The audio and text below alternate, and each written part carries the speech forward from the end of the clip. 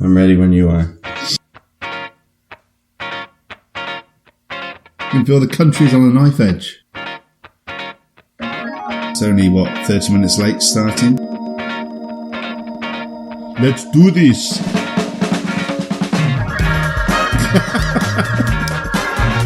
It's a joke, obviously. You're in for a treat. We're not rioting yet. I don't like that question. You're just saying shit and you don't even know what you're talking about. That Spidergate sounds way cooler than Manta Rays, doesn't it? And I was like, well, here's my 2 cents. You need a lot of scotch. That's how we should describe the podcast. If they all went out and recruited one more person, then we'd have double the number of people listening. Well then, let's start the show. Well, hello, Brad fans. Welcome back for another episode. And a rather special episode at that, because we're joined by a brand new host, a guest Brad, if you will. Regular Brad couldn't make it, British Brad couldn't make it. But I said, well, we'll let the listeners decide whether it's he's up to the task of equally replacing the other Brad.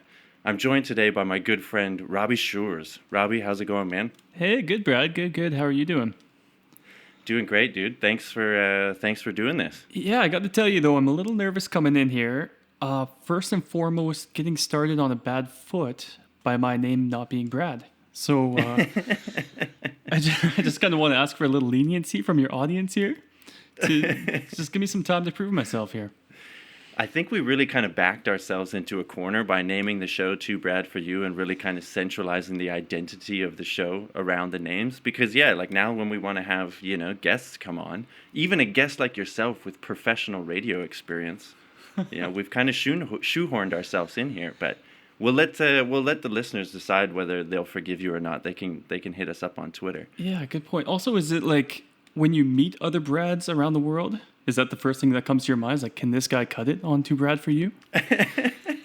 I'm constantly on the search for other Brads. And so, British Brad, if you're listening, you are replaceable. Dun, dun, dun. But, well, I think you'll do fine because, like I said, you do have professional radio experience, and I want to shout that out a little bit. Because do you remember the old call sign of the station you were on? What was it, Saskatoon? Was it Saskatoon? Saskatoon is where I went to school at WABC, and I can't tell you how much I got in trouble for never pronouncing my W's properly.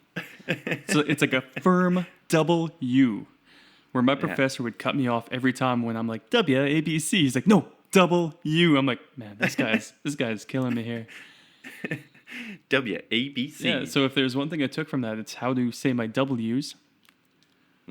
Sounds real good. Yeah. And then we jumped over to a complete country station in High River doing Sun Country. 99.7 Sun Country. Nice. Still got it. You've been out of the biz for a little while, but you still got it. Yeah, this is the Rob Michaels comeback tour, if you will. Oh right, that was your stage name, Rob Michaels. Yeah.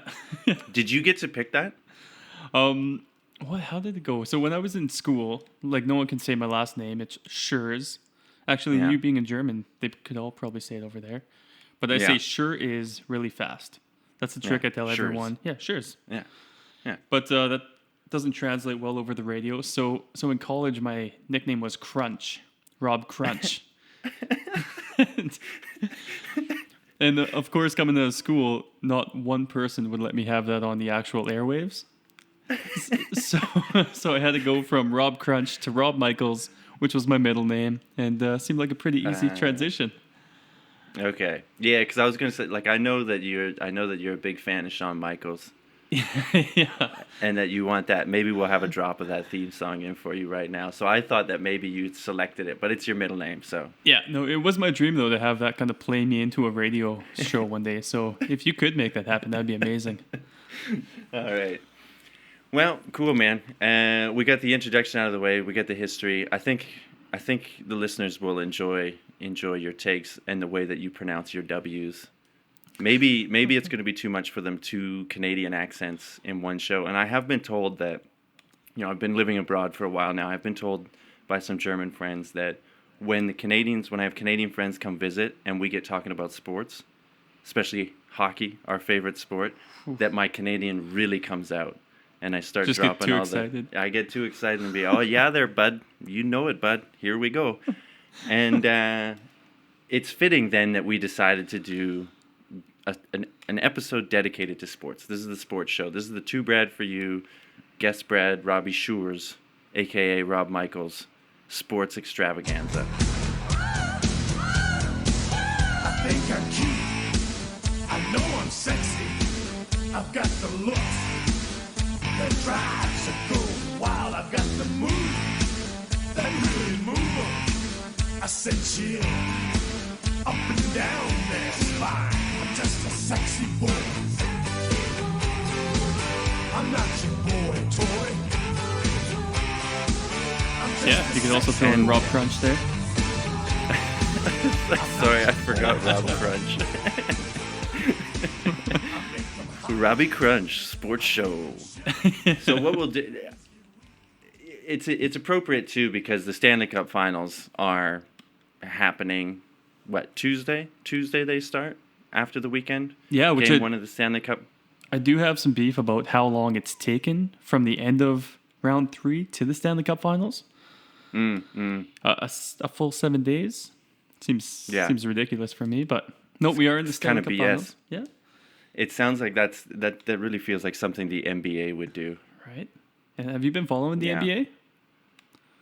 Yeah, man, Toronto Raptors. Got to support the one Canadian club, and I was really skeptical when they came up against Milwaukee, especially when they dropped the first 2 games at home. I was a little worried, but and even at Game 3 when they won in double overtime, I was like, okay, if they have to go to double overtime just to beat this team, but then they had a big win in Game 4 and evened it up, and I think Game 6 is tonight. Yep. Back in Toronto. So we'll see how that goes. Yeah, I'm definitely very excited about that. I mean, Golden State is going to be a real tough challenge, but hey, if Toronto Raptors, the only remaining franchise in Canada, makes it to its first ever finals, that'll be big. Big for Canada. And big for Huge. Canadian basketball. Huge. And Toronto did beat Golden State both times they played them this year. I'm just going to throw really? that out there. Yeah, and one Kawhi wasn't even playing. So Ooh. there's a little hope for you basketball fans. There's some precedent. Yeah. Oh, nice. All right. Well, that's good. I mean, man, we might have to make this a regular edition of the show, and we can just or we spin this off and do our own sports podcast, where the name Brad is not required. Yeah. It would help me get my foot in the door a little easier. Most definitely. But I guess the listeners come here, I guess, for a little bit of science, I'm assuming. It's the other thing we've kind of shoehorned ourselves into is this being somewhat of a science show. So I did a little research on the psychology, I guess, of sports fandom. I mean, it's in sports, you get us talking about it, we'll go off. We can argue about our favorite teams, which I'm sure will come up very shortly. Because I wanted to look into why are people so loyal, and why are we why do we cheer for a team that is terrible, or the reality is only one team wins every year, so you're usually going to be heartbroken. But let's start this with breaking down the rules of sports fandom as you remember it from the playground. Because I remember growing up, I was born in Edmonton, didn't live there very long, and then moved to Calgary. But I remained a faithful fan to this day of the Edmonton Oilers, which is the hated rival of the Calgary team, your team, the Calgary Flames. And people always said to me, you've lived in Calgary for, 90% of your life. Why not just switch? Why not just be a Flames fan? And I was like, that is not how it works. That is not the rules. That's not how it goes. And I mean, I always kind of clung to geography. I was like, I was born there.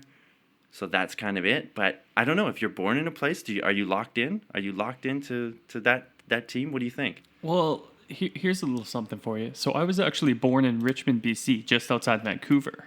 Oh, shit. So you got the same thing. So I got the same thing, but the opposite. I moved to Calgary when I was 2, but I clung on to Calgary. Huge diehard Yeah. Flames fan. Hate the Canucks. Would never even cheer for them. And I'm a little disappointed you win also change allegiances, but I guess we have this conversation because of that.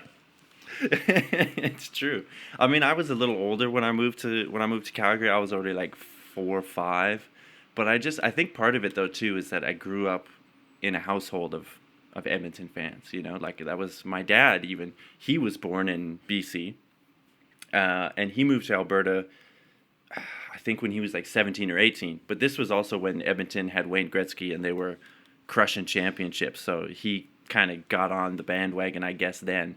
But, you know, my mom is from Edmonton, so my aunts and uncles, everyone's a diehard Edmonton fan. The other side of the family, hockey wasn't a huge thing, so it just seemed to be like around me. And I attribute much of it to that too. But it's like once you've got a team locked in, you don't switch, right? You don't switch. No, and you almost have to marry yourself to that from day one on the playground. Say kindergarten, when you come in there and you're like, I'm an Oilers fan. You can't really change your tune after that. No. And I mean, that's it. I mean, Edmonton's been historically bad for the last 13 years. And to be honest, that like the idea, like people have said, oh, come on, why wouldn't you just switch? Like, why wouldn't you abandon? I see on Twitter people being like, that's it, I'm done with Edmonton, I'm switching or whatever. But it's like physically the idea of cheering for another team, like just, it's gross. It doesn't feel right, especially a team like Calgary or Vancouver or any of the other Canadian teams. I couldn't bring myself to do it. Be like a traitor. Yeah, no, I got that. I got a quick question for you. When the playoffs happen, you see a lot of the Canadians just like they want to pick a Canadian team. I can't do that. Mm-hmm. I No, get me upset when neither. people are like, "How do you just automatically jump to Toronto? Now you're a Toronto fan because they're Canadian." Yeah. No, I never got that either. I mean, for people outside of Canada and hockey fans, this is always a debate in Canada where every year, give or take, maybe 3 of 8 Canadian teams or something like this will make the playoffs. The remaining teams in the National Hockey League are based in the U.S., and so there's always this sentiment that it's like if your Canadian team that you cheer for is out or they're eliminated or they didn't make the playoffs, that we should all as a nation support the other Canadian teams that are in there. And no way. Like, why would I want Winnipeg to be able to lord over the rest of us that they won a championship before us? Like, that is not a true fan. If you're a true fan of the sport, you don't just jump ship. You don't just support another one. It's gross. Yeah, can't do it. Absolutely. And I'm more inclined to jump on a U.S. bandwagon team because I know I can just brush it off next year. As soon as puck drops for the next season, I'm diehard Calgary again. Yeah, exactly. You can't root for the enemy in your backyard, right? Like, at least I could be, like in this year, St. Louis or Boston. I kind of like both those teams. And let's be honest, most of the players on any given team are Canadians. So if you really want to be patriotic, you're rooting for Canadians everywhere you go. But anyway, so this is an interesting question. I was like always thought about, why are we so wired to be sports fans and stuff? And there's a number of different theories on it. At least what I found doing a little bit of research behind this. So there's different ways I found that psychology or evolutionary psychology deals with sport and sport fandom. Tribalism is the big one. I think everyone kind of grasps that notion that we're a tribal species. We grew up where we evolved that way, and so it's very natural for us to form tribes and to want to associate with tribes. One of the other ones is that it's like a training for hunting, sort of warfare thing, or there's also possibly a sexual selection thing going on. So these are kind of the really common biological things going on. So sexual selection, I saw your face right there. Are you familiar with sexual selection, Robby? Do you know what this is all about? Let's go ahead and remind me. All right. So sexual selection is basically just like the way in which species pick their mates based on like one sex is choosing the other one. So usually this ends up being you have competitions to be the selected mate, and then this bears itself out in either like fighting or like really elaborate sexual displays.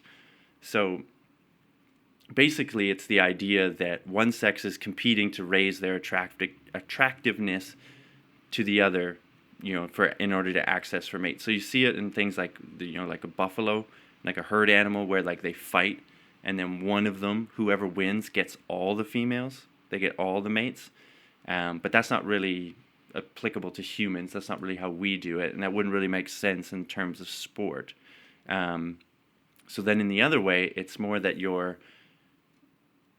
if you signal to the mate your fitness, like, hey, look at me, look at how strong I am, look at how great I am, I would make a great, like, my genes are good, you want to mate with me because I got the top genes, and that's part of the fighting thing. But it also like ends up, you get these things like bird songs, or those birds with like crazy feathers and stuff like that. And so that's all designed to, like, I don't know, they've sort of evolved that if you have a really good song, or you have this intricate dance, or you have these elaborate feathers, then the females look at that, and that's how they judge the males, and that's how they select the males. So those traits are all driven by sexual selection, because the one with the best feathers, the one with the best song, gets to pass on their genes. But when I was thinking about that, it's like that doesn't really, a lot of times those traits don't really signal the things that you would think sport signals, like I'm super strong, or I'm super, I can protect you, I can provide for you, and things like this. So then the other aspect of it is that it could be this training or hunting thing. And that kind of made more sense to me, because if you think about a lot of animals, with their play behavior, like pack animals, so like wolves or lions or something like this, they all play, and they do rough housing play and stuff like this when they're young. And I think part of that is like they're forming bonds, because they have to work together as a tight-knit group, which is, similar to humans. And then it's also hunting, right? Like they learn the skills of hunting. And I mean, I don't know, like you're on the West Coast out there in Vancouver, so you guys have orca whales out there, and you always see those videos of orcas like tossing seals around and shit, right? Where it looks like they're playing catch with this seal. And apparently that's a way. Yeah. Yeah, you guys don't have the seal toss over there?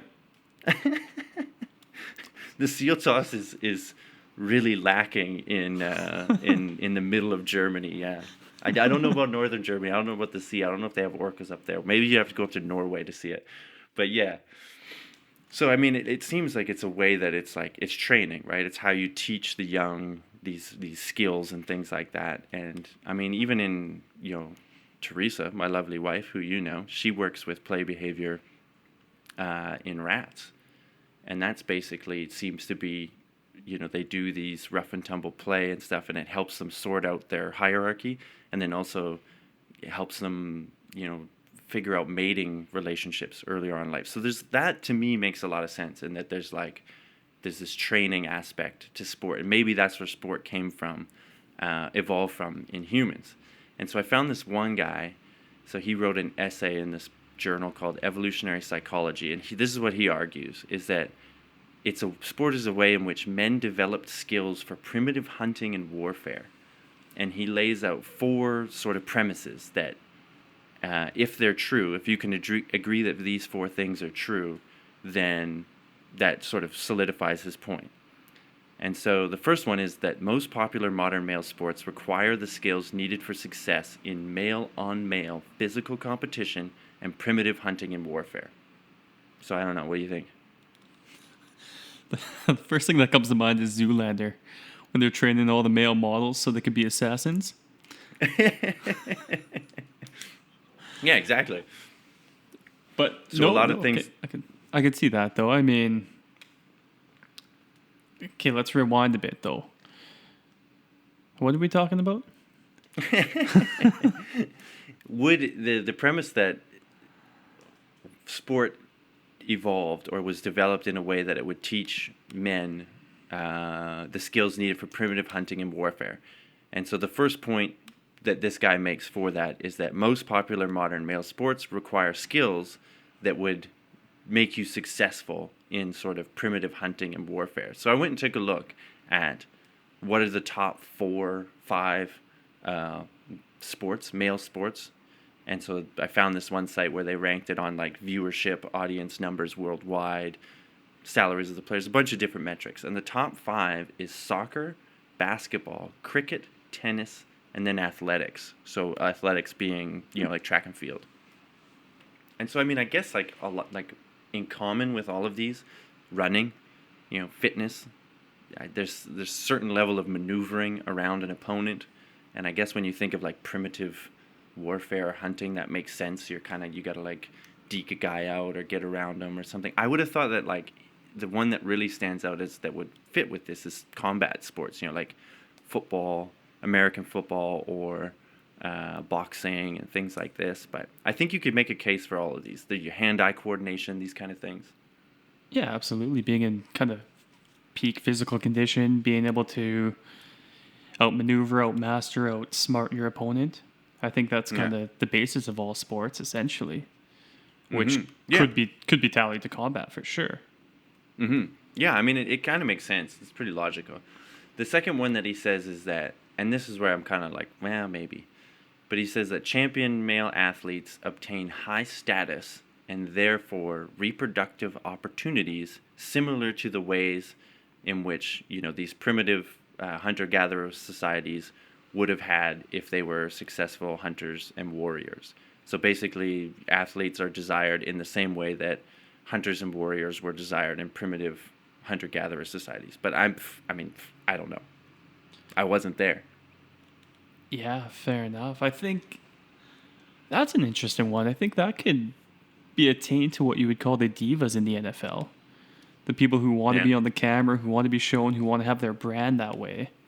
To be kind of picked out from the flock as like, hey, look at me. I'm the best at what I do here. Yeah. Well, and I mean, we know that, athletes achieve celebrity status. They're obviously desired in some way, either by society or the opposite sex, or I don't know. I mean, and this is really looking at it from a male thing. Like, this guy is coming in and saying that it was developed for males to learn these skills. Whereas now we have, female and male sports.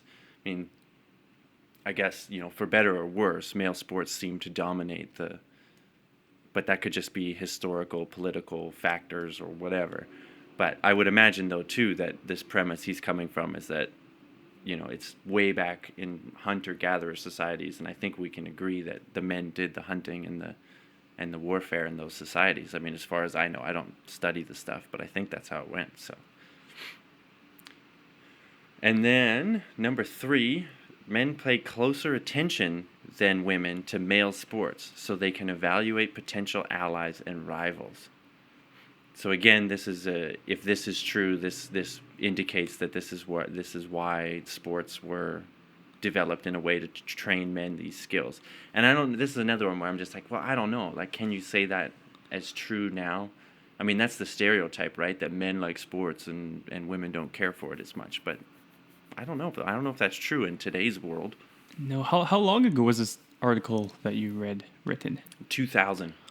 2000. Year 2000. Yeah, it seems a lot of... seems like a different point of view back then. Seems like a very male-dominated point of view as well. Yeah. But, well, I mean, he's coming from the thesis that sports were developed in order to train men these skills, which, like we said, we can agree that men were doing these activities in primitive hunter-gatherer societies.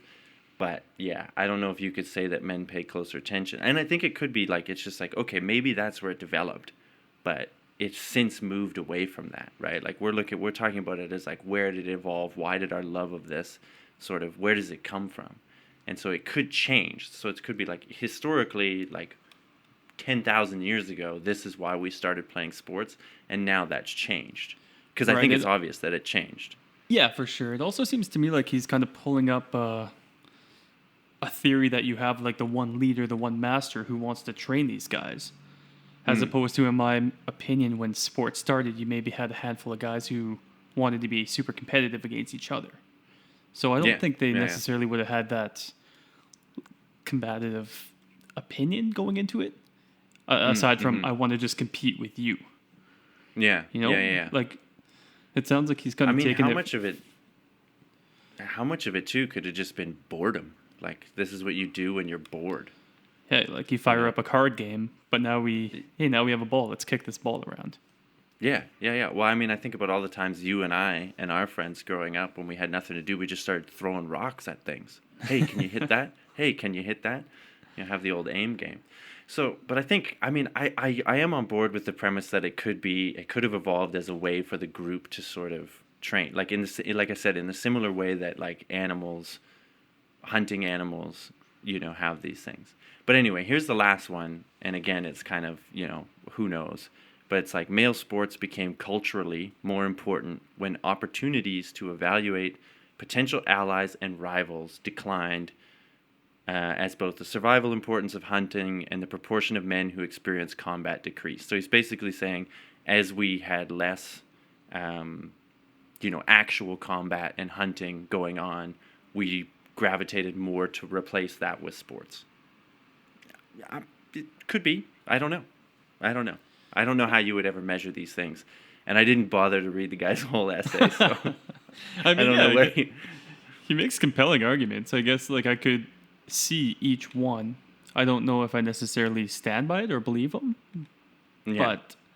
But yeah, I mean they all make sense. It's no different than if you have an army though. They're going to train the same way an NFL team will. You're going to do your running. You're going to do your weightlifting. Yeah. Which I guess is kind of support for this idea, right? Like it's, you know, it makes sense. So I mean, yeah, I think I can agree with the premise. I'm on board with it. But I always have trouble with these kind of arguments when you're talking about like evolution and where things came from, because I think if you're starting at, you know, today and you want to say, well, where did this come from? You can almost make an evolutionary argument for anything, as long as there's a scenario in which like the traits for sports or whatever were advantageous, then you could make an evolutionary argument for it. But it's like, but we don't really know the scenarios in which these primitive people evolve. We can make guesses, but so I think there's always a lot of room to sort of start with your conclusion already and then work backwards and fill in the evidence that you want to. I think it work in your favor. Yeah, exactly. Yeah. I look back at when you said we used to throw rocks. It's as simple as that. Someone throwing rocks and then someone picks up a stick. Hey, throw that rock at me. Let me see if I can hit this rock. Boom, now you have baseball. Or you have cricket, you know? It's Yeah. Yeah, I wonder how much of it, like, it's funny if you had like a time machine, you could go back and you're like, oh, I have this, you know, this thesis that people were doing sports as a way to like train and do all these things, and then you go back to like the birthplace of sport, and it's just two guys that got bored and just started throwing rocks at each other or something like this, you know. All right, so that was okay. So that's one. I'll do a little bit more here. I feel like I'm going on and on about this, but the next idea is that it's the tribalism, the tribal thing. This is why we love sports, because we're tribal creatures, and this is where our love came out, and this is why we have such strong fan, you know, loyalty and stuff. And I mean, this one makes sense to me as well. I mean, and there's some behaviors that would indicate this to be true. So I found one study where professors looked at university students after the school's local football games. So this is American football. And so if the team won, more students wore, you know, the jerseys or the team colors the next day than when they lost. And when they were asked about the outcome of the game, if the team won, they were more likely to say we won. And if the team lost, they were more likely to say they lost. So the idea is that the premise is that we're wired to want to associate ourselves with the winning tribe, because that would be, you know, again, in the days when you needed hunting and fighting and war and stuff like that, you wanted to be part of the winning tribe. Otherwise, you're done. So if you didn't have that drive, you would be, you know, killed, and you'd be one of the weak ones left aside. So they even had some names for this like terms for this, like associating with the winners and disassociating with the losers. So associating with the winners, they called basking in reflected glory. Sounds like a stupid psychology term. And then, and then if you're disassociating from the losers, it's cutting off reflected failure. And I'm just picturing some like really snobby psychology professor coming up with this and be like, yes, pushing up his glasses on, cutting off of reflected failure, yes. But anyway, they extend this to like, this is also, in the tribal groups that we form now, like political, religious, all this kind of thing. You want to be associated with the winning team. And this is where that like real, why people get so angry about it, about sports or religion or politics or whatever.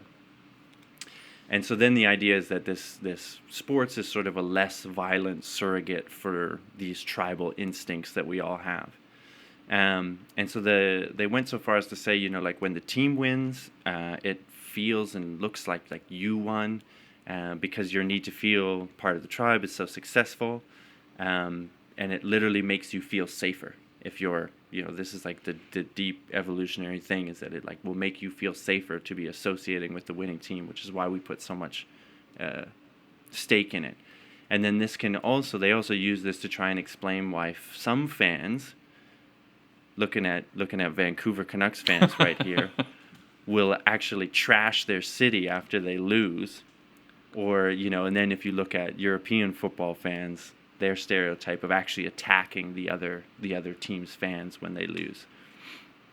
And they say it's like these strong tribal feelings or whatever. But I kind of feel like it lets these idiots off the hook though. Like, oh yeah, they're just absolutely. I'm kind of the mentality that people kind of have it in their mind that they want to just cause ruckus.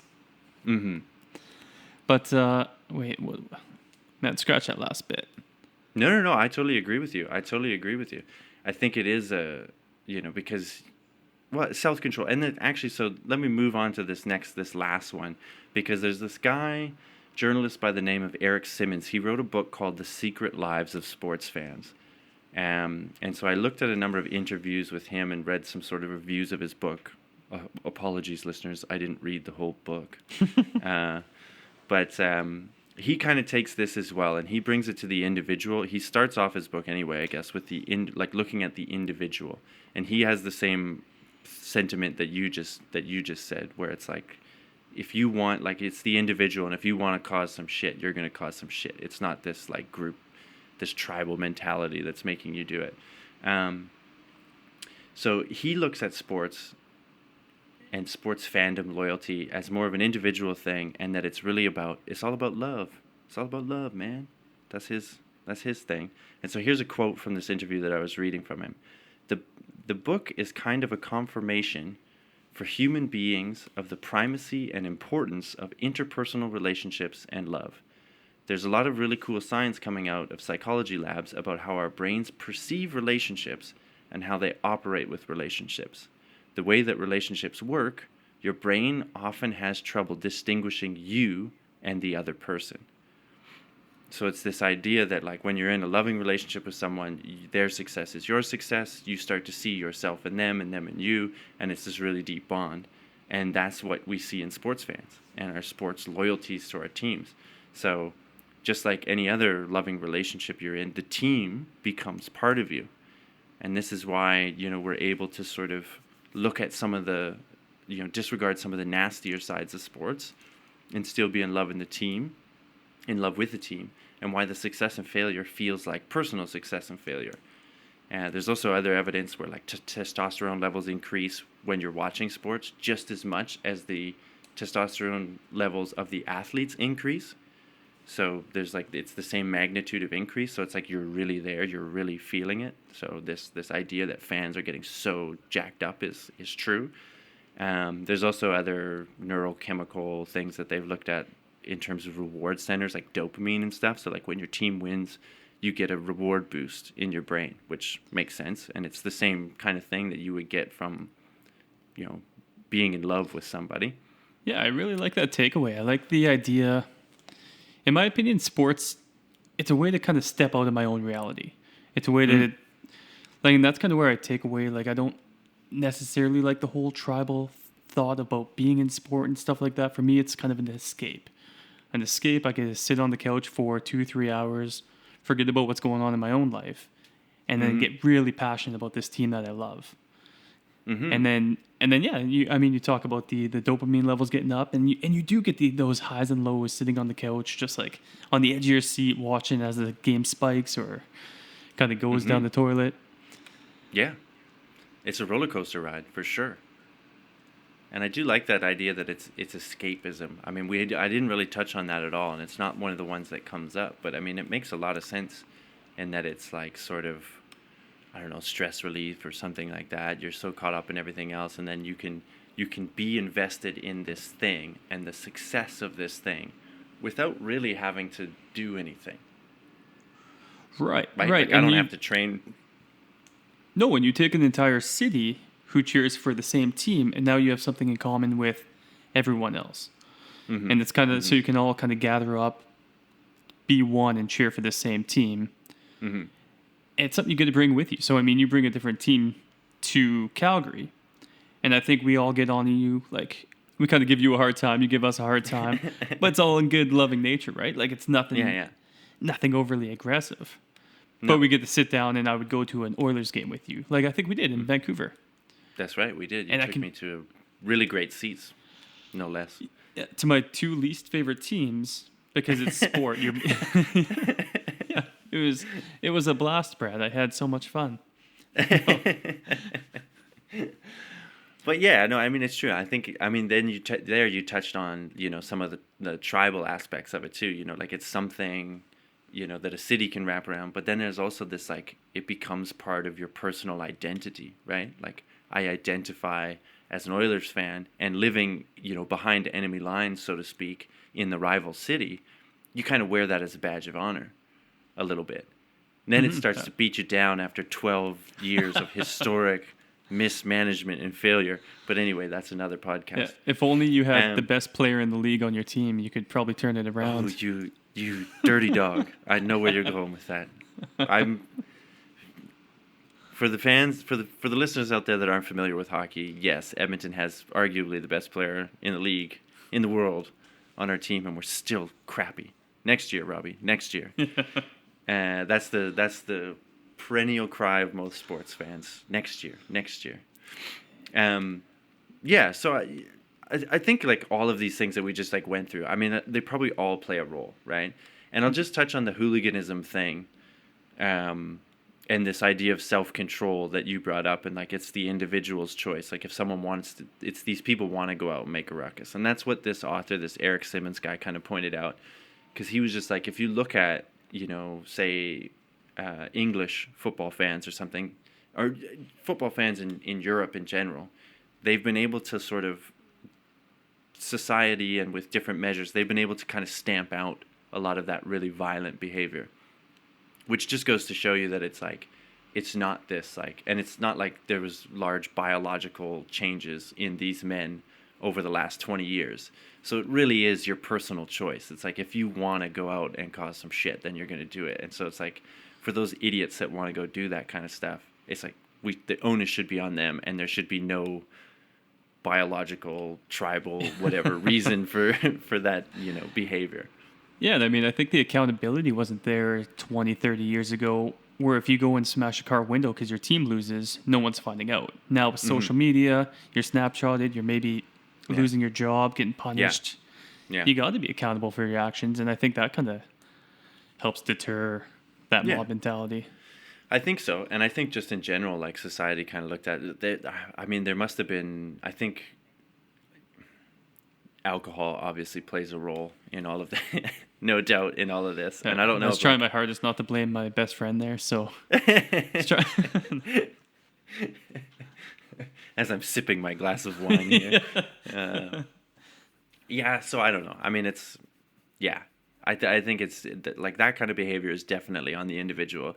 And just like you brought up how it's like we can make fun of each other and, you know, rather ruthlessly, but it's all in good fun. And that's kind of, so maybe this sports thing, why we love sports, is really just as simple as that, is that it gives your brain the the reward chemicals that you crave. It gives you the high, it gives you, even in the low, you can take some kind of comfort and solace in other fans, and you can have fun with, other people's misery and like getting teased and all this kind of, like, I don't know, like it's all there. So I don't, like, who knows? I think all of those things really make sense. Yeah, I'd agree with you.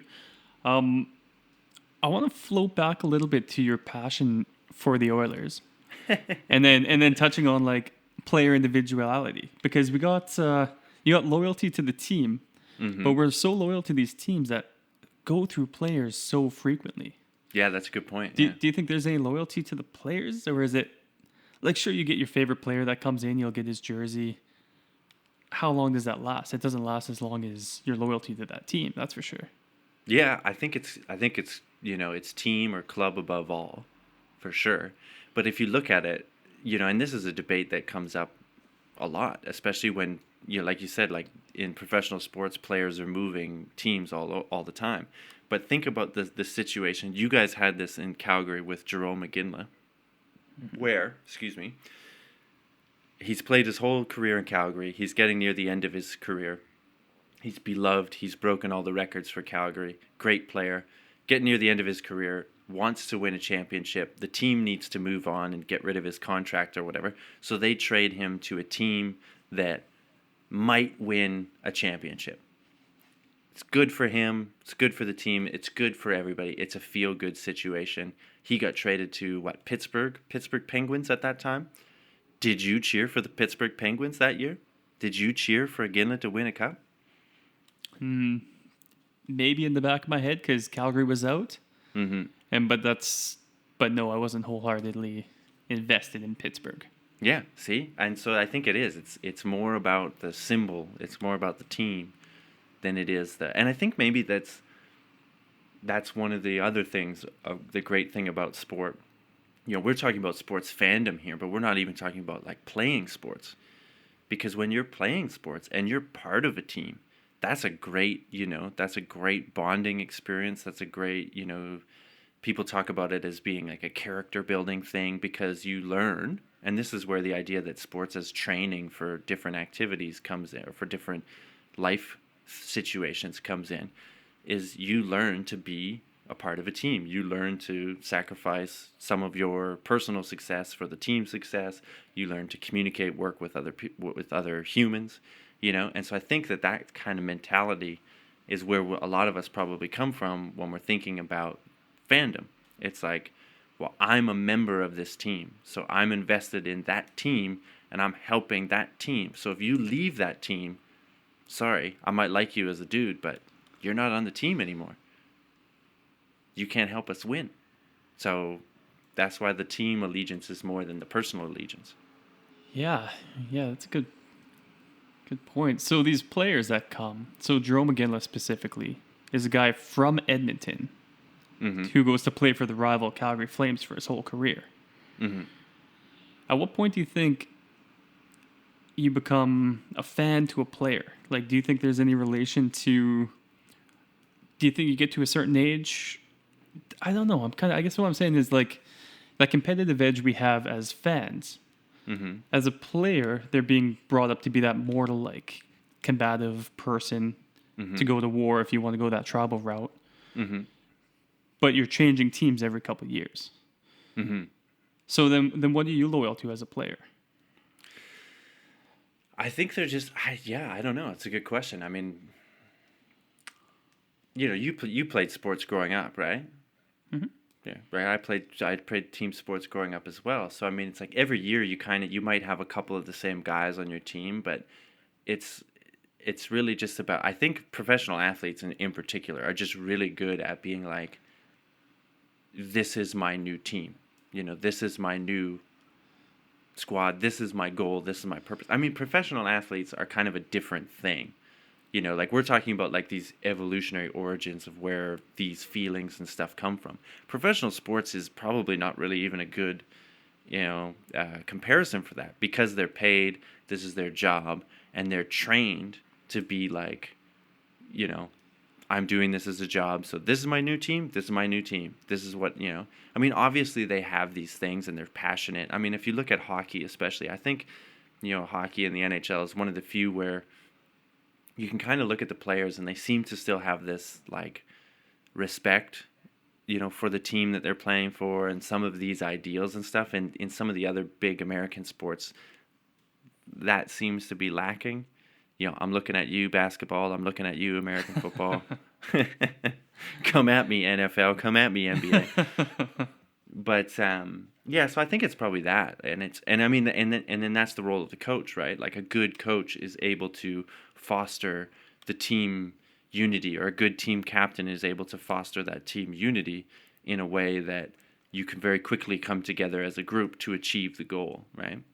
Right, and then you're playing for everyone beside you, the faces across the locker room, the logo on the chest. All the other cliches that you could throw in. Exactly. All those post-hockey interviews. Yeah. Exactly. Well, I mean, that's one aspect of sport that we thought about discussing today. The other one, and then I kind of glossed over it a little bit in my end there, but you brought it up in the pre-show notes, and I think it's an interesting one. Is this idea that we can overcome the negative aspects of sport?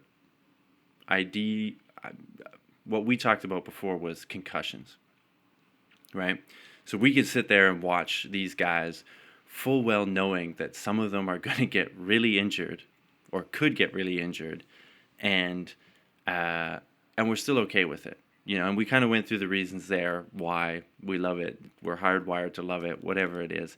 But you brought up an interesting point, and maybe I'll let you lay it out about concussions, and especially some of these like physical impact sports like American football or hockey. Yeah, I was actually just kind of sitting back wondering about your opinion on the longevity of sports, the longevity of these very highly aggressive sports like a hockey, like a football. Because the more the science world's getting involved, and it is in a huge way, even with analytics, science, the information we're getting, these sports aren't safe. So now you have parents with this information putting their 5-year-olds, 6-year-olds, 7-year-olds into these sports, knowing that these guys could have serious brain damage come early 30s, if not earlier.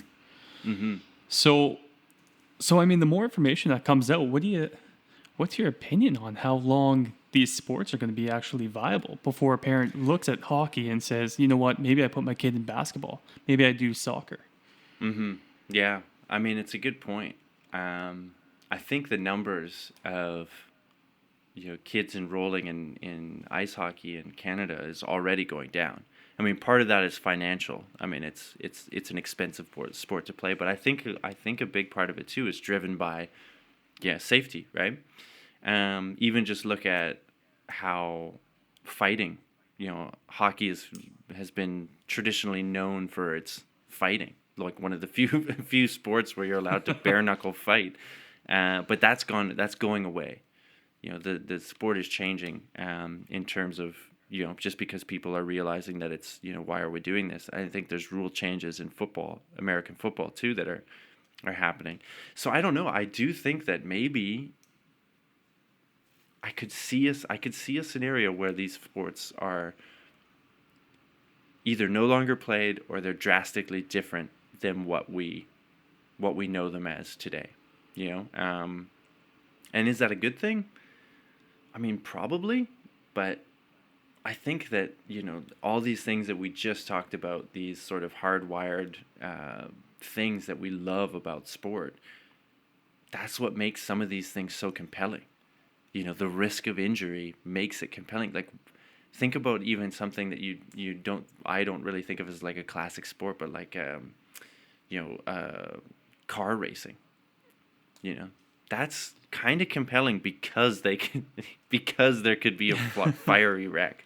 Like, I know everyone's like, oh yeah, I watch it because I like the cars and the strategy. It's like, yeah, but the fact that at any moment a car going 300 miles, it's that if there's no risk, there's no reward. If there's no risk, there's no greatness in doing it.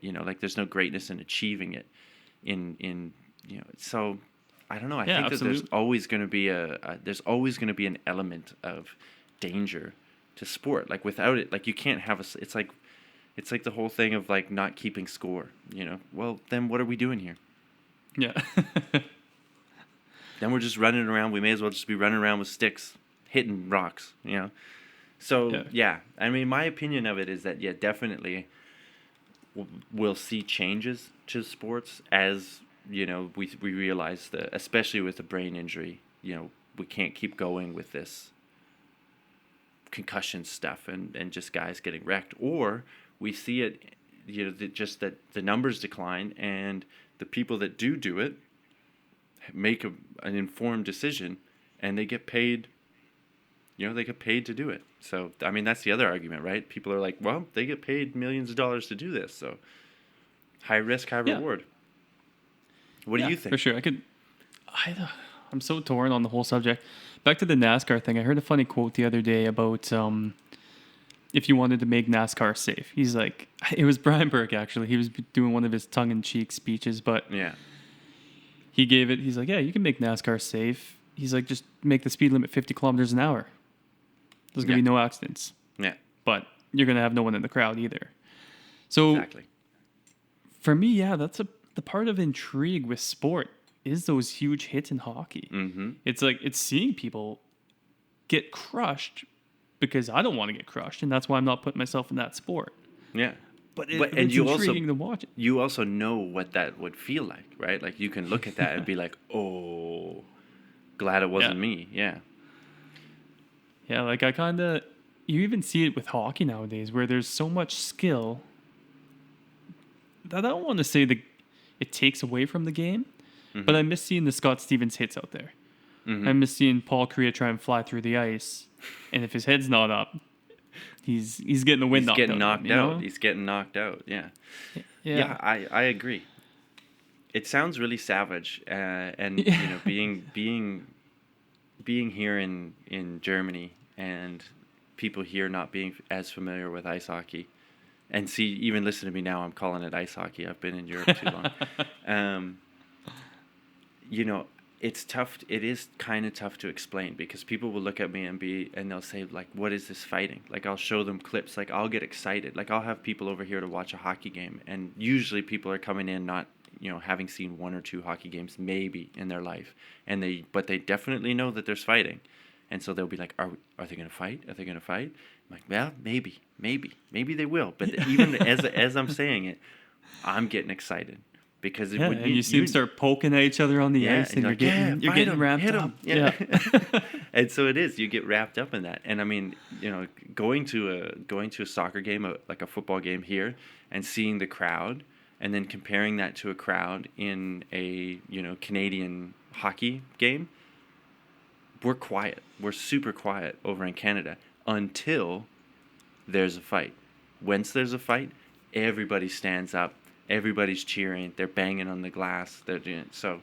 I mean, is that a North American thing where we need to be stimulated like that? Because I remember going to hockey games in Berlin as well, and it was the best atmosphere I've ever seen. Yeah. You have the whole standing crowd, and everyone's just going the entire game. With the drums and the singing and the, yeah. Yeah, it's a spectacle. It's amazing. And then you come to a North American rink, everyone's just sitting down, waiting for that big play, waiting for the big hit, the fight, the goal. Yeah, I wonder what that is. That's actually something we could have looked at too, is like the fan cultures, because it is so different. It's so different, and it doesn't matter if it's like, I mean, I guess in the NFL, in like American football, there's more of a, like, the crowd is kind of standing more of the whole game and like yelling and stuff. I mean, I still don't think it's on the level of soccer over here, just in terms of the organization. Like you go to a game here, and they're singing these songs. Cheered. And we just don't have that. We might have like a "Go Team Go" or "Defense," you know, something like this, but it's very basic in comparison. But I mean, I think the nature of the sports though plays into that as well. Whereas like, you know, soccer over here, the game never really stops. You know, it's always moving. Whereas North American sports, there's a lot of start and stop. So you're kind of watching a bit more to see what's going on, and you know, your chant, you know, if the play stops, and you're still like kind of saying it just seems maybe a bit weird. I don't know. It's an interesting way, and I'm sure there's like historical culture things that go into that, because I've learned that German people like to have a few beers and then start singing. Yeah, understandably so. I mean, be an asshole not to jump on that bandwagon. Yeah. But yeah, in terms of how the sports will change, I mean, yeah, I don't know. I mean, we could do a whole show probably on concussions, right? And concussion research. That's fascinating stuff. Scary. Absolutely. But fascinating, for sure. Yeah, because what's the old terminology in hockey? That guy got their bell rung? He got their bell And rung. then- Yeah, he got his bell He rung. got their bell rung, yeah. Yeah. And that was just a thing back in the 80s, the early 90s, and it's like, oh, well, that means he's concussed. It's Yeah. like, no, that guy's going to have brain damage for the rest of his life. Yeah. And then to see like how many, I mean, this was a big thing in the hockey world that, again, listeners who aren't familiar with hockey, a lot of these guys that played the really tough role, the sort of enforcer role, the fighter role, that were taking a lot of hits, suicide later in their career, you know, and that was one of the indicators of, you know, the NFL and the lawsuit that happened with them, their players versus the league in terms of concussion and hiding the evidence that concussions were causing these problems. That was a big thing. But then they started, you know, we turned our eye to hockey and saw that, yeah, a large number of these guys that were playing the hardest role and probably taking the hardest hits to their head, suffering with depression, suffering with, you know, addiction and all these things. Yeah, making the less money as well. I mean, It's fighters true. aren't going to be the best paid in hockey. No, they're a dime a dozen, because it's the easiest job and the hardest job at the same time, right? Like, you don't, you know, like high-end skill takes genetics, takes training, takes luck, takes all the thing to get to the top of the top for a high-end skill player. Guys that are willing to drop the mitts and chuck knuckles with another dude, those, you can find those kind of anywhere. Yeah. Unfortunately, that's the way it is. Yeah, I don't know. It's an interesting one, and maybe in our next sports extravaganza episode or our spin-off podcast, we'll see. we can go deeper into that one. But let's move on to the last one that we sort of discussed prior to the show that we wanted to sort of touch on. And it's moving away from the fans and going towards the athletes. The yips. The yips. The best word in sports to say, the yips. The yips. But no one wants to have it.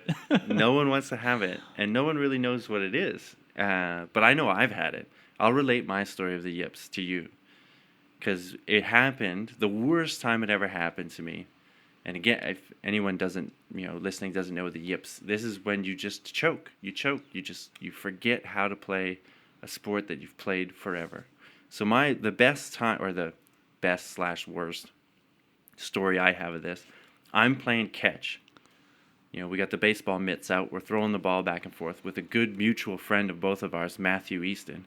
He might be listening to this. Who knows? If he is, he's already laughing. I know. We're playing catch, and we're just throwing the ball back and forth, and then all of a sudden, every throw I make is going straight into the ground. You know, like a couple meters away from me. I forgot how to throw. It was the weirdest thing. He's laughing his ass off and making fun of me to no end. And I'm just like, okay. That was just a bad one. Again, second throw. Boom, same thing, into the dirt. It was like my arm was rubber. It was like I knew what I had to do, but I couldn't do it. I just couldn't do it. And it lasted for like 5 minutes. And I had to take a break. I was like, okay, let me just take a break. Obviously something's going on here. And the fact that he's laughing makes it worse. And then it just spirals out of control, you know. But I take a break, kind of reset, and then gently throw another one. Okay, that one was better. That was okay. And then you got to almost start from scratch and relearn this thing that I knew how to do for years and that I was doing 5 minutes ago so well. So weird. It's got to be one of the greatest phenomenons in sports, in my opinion. So based on the throwing that you're talking about, and I was telling you briefly about people whose careers have actually ended. So Chuck insane. Knobloch, I don't know if you know that name, Chuck but he's like Knobloch. yeah, Nope, he's don't a know. baseball player, all-star baseball player too. Made several all-stars, and later in his career, couldn't throw to first base.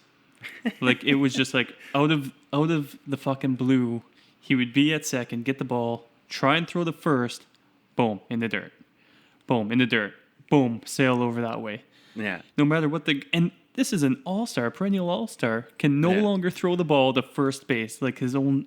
That's what he's been working at his whole life. Yeah. And so I'm so amazed by this. So I'm like, man, I got to look into this further. Like, what's going on here?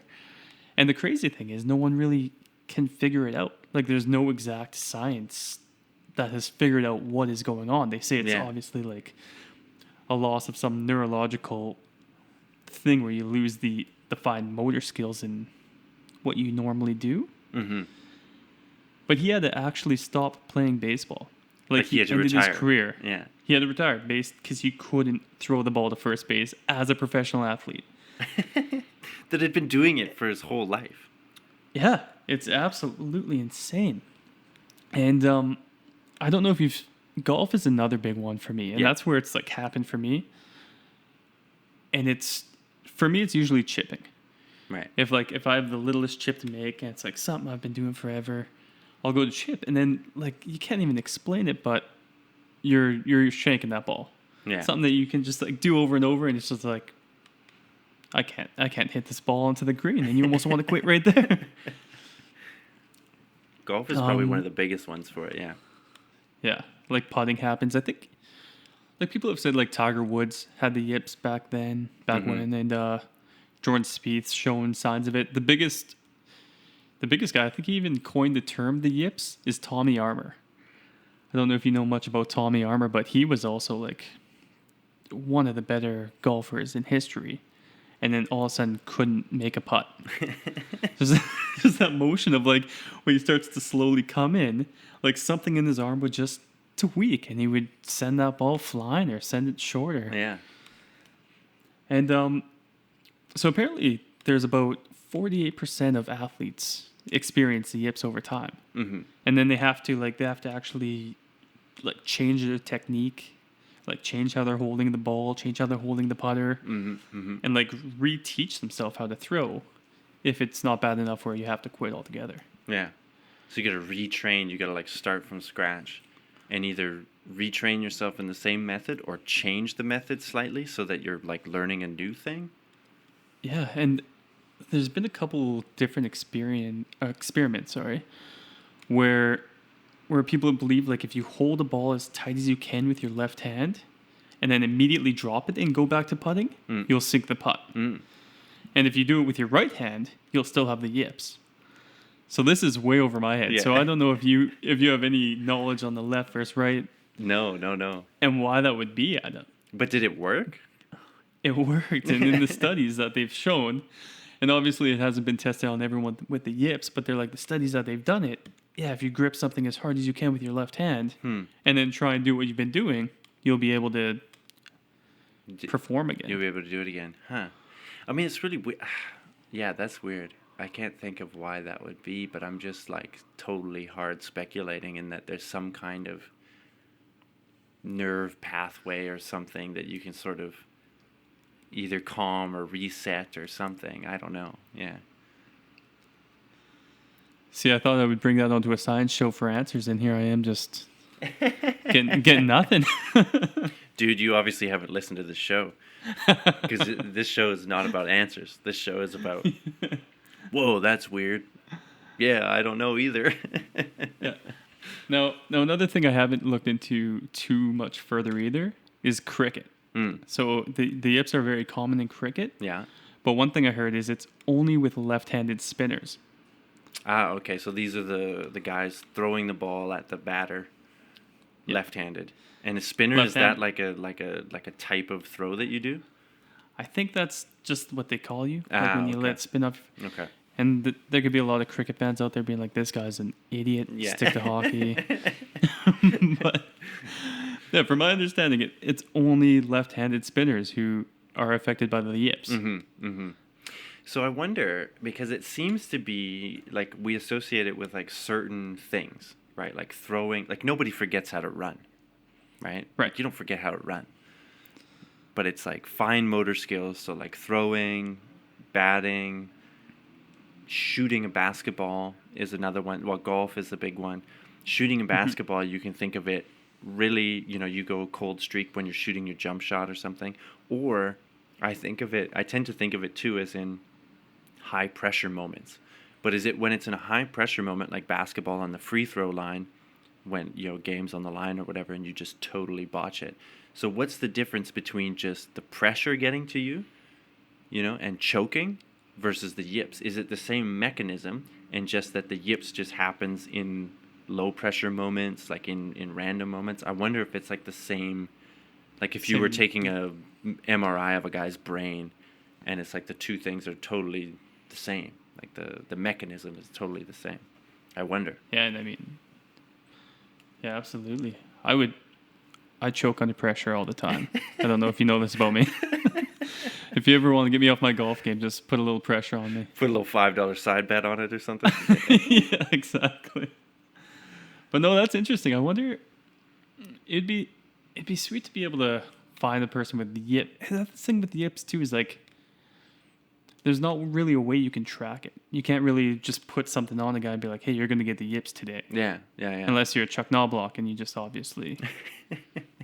Or somebody, maybe it is. It's just somebody put a voodoo curse on you. Maybe that's what the yips is these people have just wronged somebody and they've gotten the voodoo. They got the, the, what do you call it? The curse.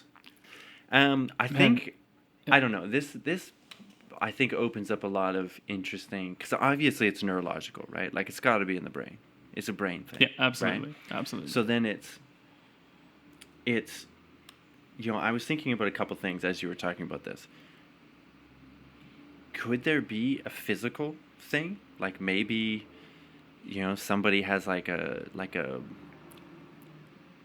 neuroscientists, if they're listening, they're just going to be screaming at the microphone right now. But the point of being is, like, let's say there's like a micro stroke or something, like some like actual physical thing that happens in your brain where it's like, okay, this pathway's blocked. I used to be able to do this, but this pathway's blocked. Maybe it's just whatever. And then, your blood starts flowing again and you get it back.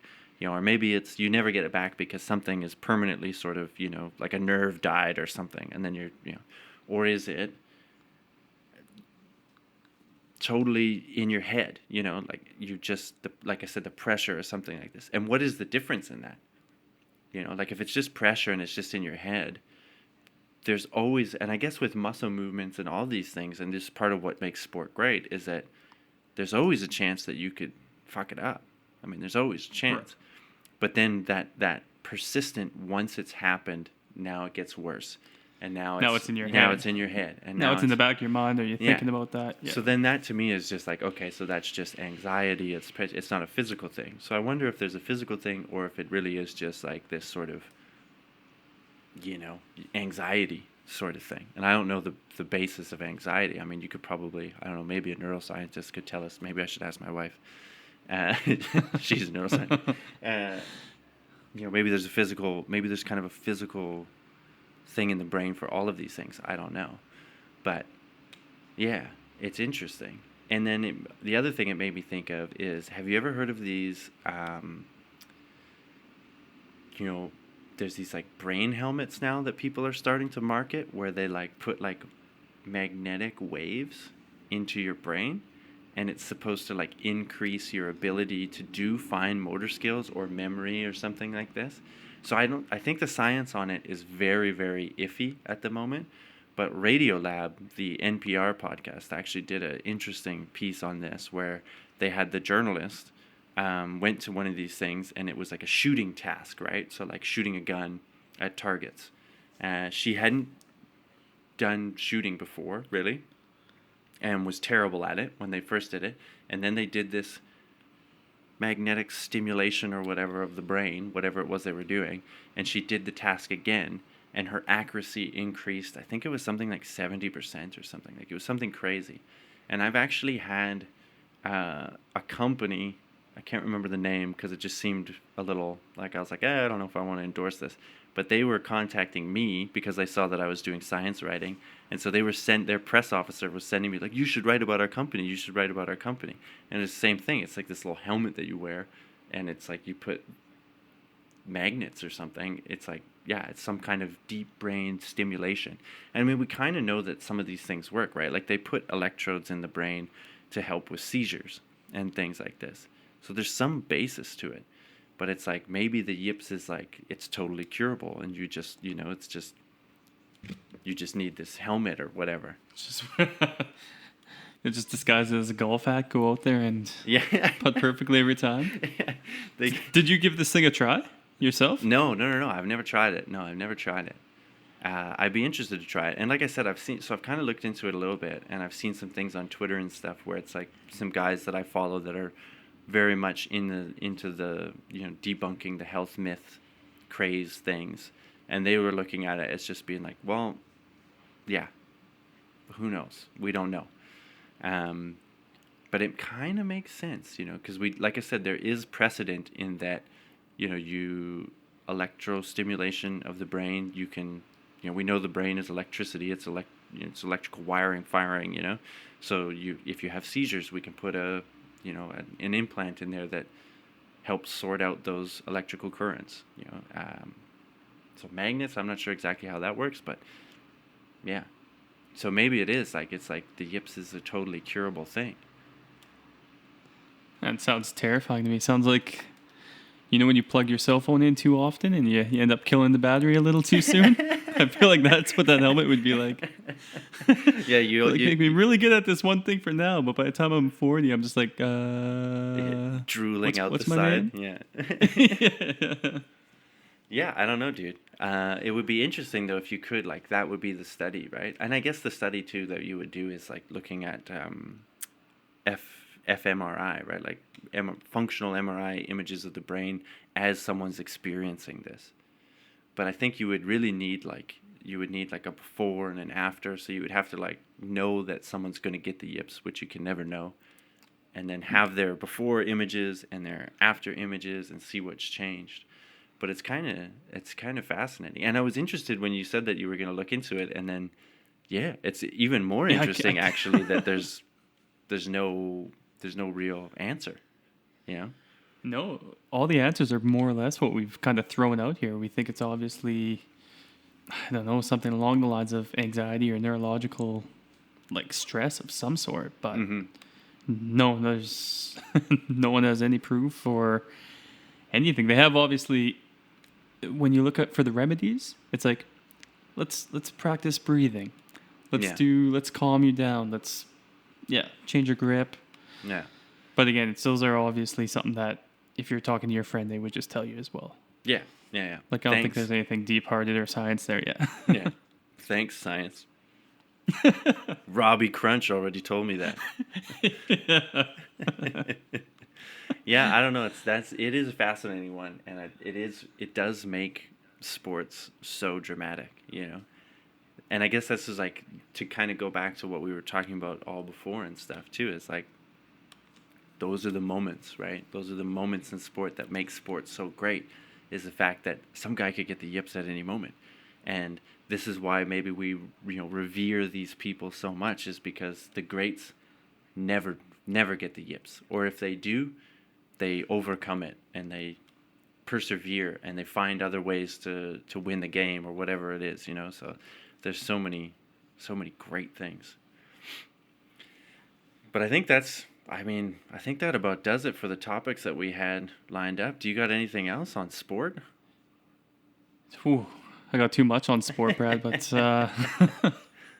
no, as far as getting this podcast wrapped up, I think that's more or less what I got for you. Awesome, dude. I got to say, it's been a pleasure. It's been a pleasure having you on the show, and we will definitely do this again, yeah? Yeah, absolutely. Thank you for having me on. Sorry for all you Brad hopefuls out there that I had to kind of come in with a different name, but hopefully I didn't let you down too bad. Or too Brad. Not too Brad at all, my friend. Not too Brad at all. All right, well, I guess this is a part of the show where the other Brad usually does a summary of what we've talked about. Because he's not here, I'm not going to do it. I'm not going to step on his toes. If you want the summary, go back and listen to it again, friends. You know, I'm just that kind of host. We will shout out the Twitter for the show, which is at 2BradForYou on Twitter and Instagram. See, this is Brad does this, and I'm super rusty. If you want to follow me on Twitter, it's at bvanperdon. Do you got something you want to shout out, Robby? No, not right now. We are going to get something going in the future, but I'll wait till we do this again to kind of let your listeners in on that. A nice little tease. I like it. Well, awesome, dude. Great chatting with you. We can do another one of these sports, or like I said, maybe we spin it off into a sports show, or maybe you have a sports show spin-off already planned. I don't know. But thank you, listeners, for listening. We will catch you next time on Too Bad For You. Awesome, Robby. Check you later. Sweet. Thanks, man. I think I'm cute. I know I'm sexy. I've got the looks that drives to go wild. I've got the moves that really move 'em. I said chill up and down their spine. I'm just a sexy boy. I'm not your boy toy. I'm just a sexy boy. I'm not your boy toy. I make them hot. I make them shiver. Their knees get weak. Can you hear me now? Yeah, fuck. Good God. How do you know that you can't hear me? Because you always answer before I even say anything. You're like, fuck, I can't hear you. And I'm just like, I haven't said a word. Yeah, I know, it's the ring. I can't even hear the dialing you. Do. Yeah. I don't know that what scares the shit out of me every time. when it comes on. Yeah, like I know you're calling, and then my attention span's so short that I get sidetracked within like 10 seconds, and then you call, and I just like freak out every time. Yeah, what's happening? No. I got it. Yeah, no, okay, we're good now. Okay, So, you're gonna have to siphon through like 6 minutes of dead air of me not being able to talk to you. Yeah, dude, I've been recording for 20 minutes now with all this shit. All this shit. Good luck trying to match these up then. It should be. It's not that hard. It's never that hard. But I'm just gonna get a lot of myself just going, fuck, god damn it, you gotta be fucking kidding me. So anyway, okay, we're